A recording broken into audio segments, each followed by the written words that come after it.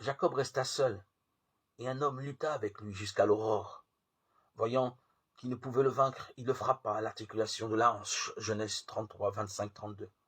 Voyant qu'il ne pouvait le vaincre, ces simples mots nous entraînent dans les dernières profondeurs du secret de Dieu.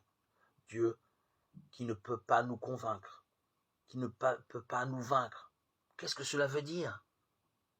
Nous découvrons notre consistance en nous enfonçant dans l'adoration de notre Dieu. Le corollaire le plus redoutable de cette consistance, ce n'est pas seulement notre liberté, c'est surtout le respect de Dieu en face de celle-ci.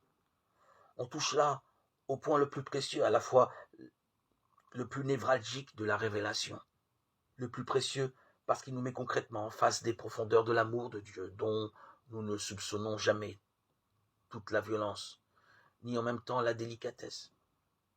Le plus névralgique, parce que cet amour, comme tout grand amour, est timide et totalitaire. Il donne tout et il demande tout. Mais il attend de notre liberté non d'une séduction qui diminuerait sa lucidité, en nous droguant, si j'ose dire. Cet amour n'est pas timide, bien que totalitaire. Mais parce que totalitaire, c'est précisément parce qu'il veut tout qu'il s'adresse nécessairement à notre liberté la plus profonde, en acceptant que cette liberté refuse, si elle le veut. Si la délicatesse de Dieu permet vraiment à notre liberté de lui dire non, elle lui permet de le dire pour toujours. Dire non pour quelque temps n'est pas dire non, à moins qu'on ne soit secrètement décidé à prolonger indéfiniment cette dérobade, soi-disant provisoire.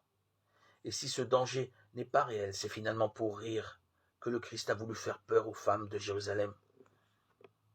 Si l'on traite ainsi le bois vert, qu'en sera-t-il du bois sec? Luc 23, 31.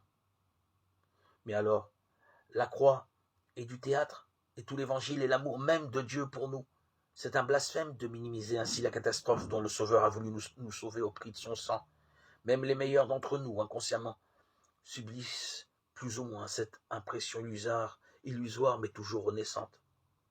La croix et les avertissements de Jésus nous enseignent donc que s'il y a contre la grâce un combat béni et sacré, il y a aussi une résistance vraiment dangereuse, parce que vraiment efficace, celle qui consiste, au fond, à refuser le combat, au sens militaire de cette expression, en esquivant la rencontre.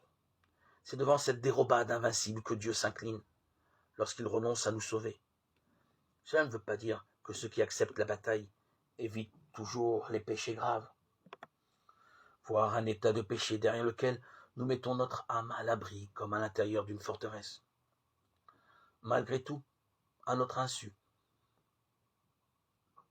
peut-être quelque chose en nous crie vers le libérateur et par conséquent vers le combat que celui-ci va nous livrer.